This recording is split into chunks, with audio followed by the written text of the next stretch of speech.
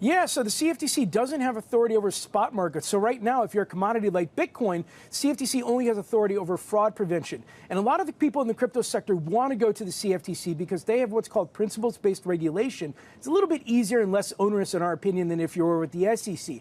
So a lot of this still has to be played out. But I think at the end of the day, you are going to get a bill that defines what is a security and what is a commodity. And I think most of the crypto world will go to the commodity under the CFTC jurisdiction. So I think it's important to clearly state this is a once-in-a-generational opportunity to transform payments.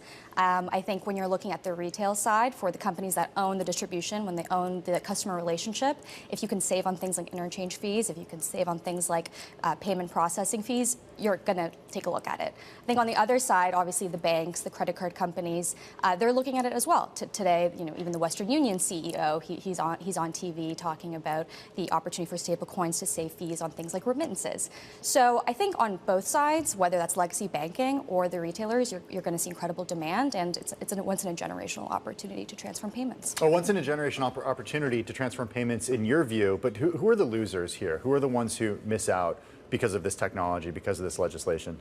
I think it's actually the tech providers that aren't ready to service all of this demand. Basically, if you look at Noble, we've been building this infrastructure for over 3 years. If you look at Circle, the reason that they are, as famous as they are is because they've been building this technology for 10 years. So basically, I think the ones that, are getting left behind will be the tech providers that maybe didn't get smart on stablecoins. Who are they? Are they like the credit card companies that don't have this technology set up yet? Give us some names. Yeah, I mean, basically, credit card companies that maybe didn't invest as much into their crypto teams as they should have.